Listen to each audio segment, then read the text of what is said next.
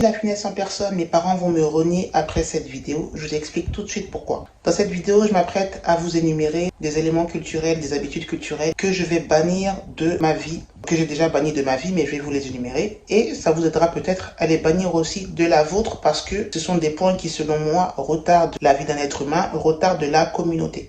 Premier point, le droit d'aînesse.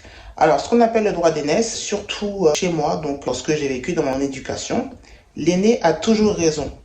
C'est-à-dire qu'en fait, l'aîné, même quand il a tort, parce que c'est l'aîné, il a raison.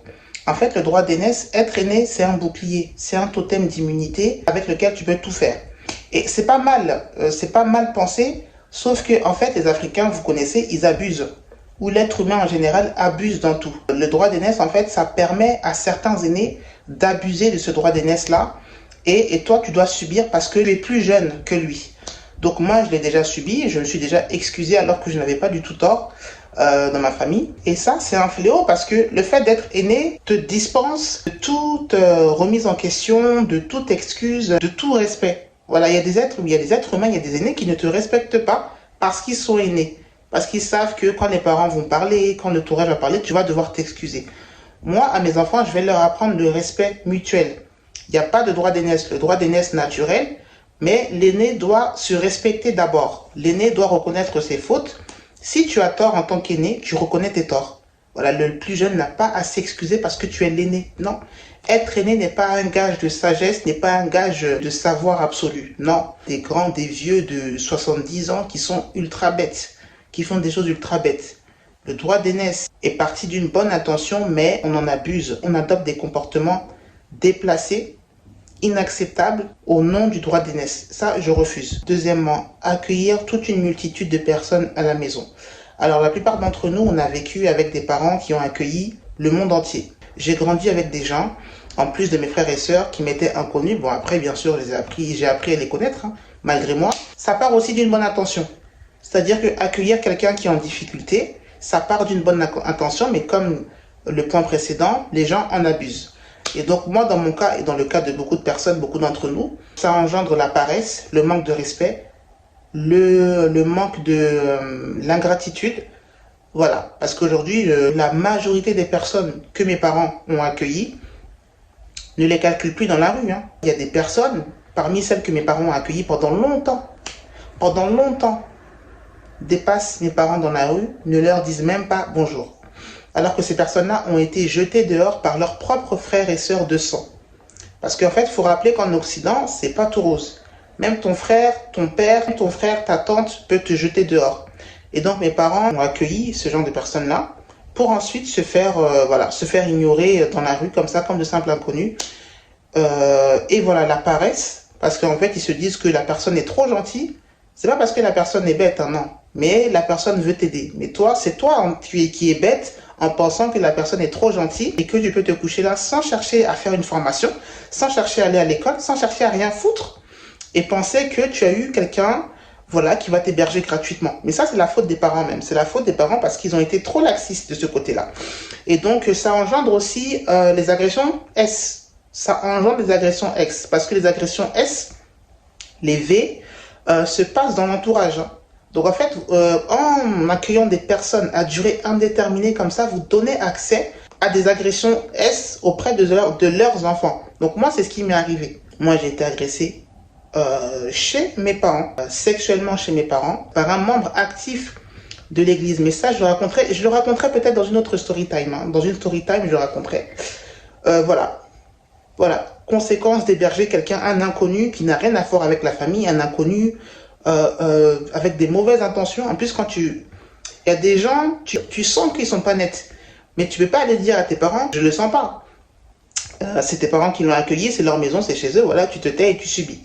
Moi, je ne vais pas faire subir ça à mes enfants.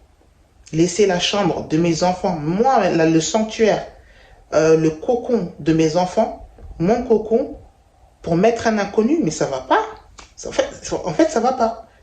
Ça ne va pas.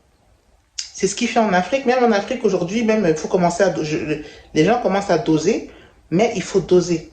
Franchement, il faut être sûr de la personne que tu fais rentrer chez toi. La personne doit avoir une date limite, oui, une date de départ, parce que sinon ça va pas. Sinon, ça ne va pas. Peut-être qu'en Afrique, ça marche encore, hein, mais en Occident, ici, ça ne marche. Enfin, il faut arrêter. Ici, en fait, tu es là pour avoir une situation, tu n'es pas là pour camper chez les gens à durée indéterminée. Donc moi, si ça arrive, je préfère te payer une colocation, un hôtel. Si c'est trop urgent, limite, tu passes la nuit, mais ensuite, on trouve une solution. Je ne peux pas empiéter sur l'intimité, la mienne d'abord, mais d'abord sur celle de mes enfants, sur la mienne et sur celle de mon foyer, pour t'héberger. Alors que je sais que tu n'as pas de situation, il n'y a pas de porte de sortie imminente. Voilà, ce n'est pas de la méchanceté, c'est de la protection. On peut dire que j'ai été traumatisé. Voilà, ouais, je le dis, hein, j'ai été traumatisé par ce phénomène-là, le fait d'accueillir des gens. Dans ce lot-là, il y a eu des personnes, attention, formidables. Je retiens un tonton qui a été formidable, qui a été comme un vrai tonton, mais le reste, en fait, paresseux. Il y en a un attouchement sexuel. Enfin, voilà. Pour éviter tout ça, je ne veux pas prendre de risques avec moi, ma vie, mes enfants. En plus, il y a des disputes de couple qui peuvent se déclencher devant lui, la personne peut aller raconter. Enfin, on n'a plus d'intimité en fait. Je veux dire qu'on n'a plus d'intimité, que ce soit entre conjoints ou entre enfants. Tu empiètes dans l'intimité. Troisièmement, être le sauveur de la famille alors que tu n'es pas prêt.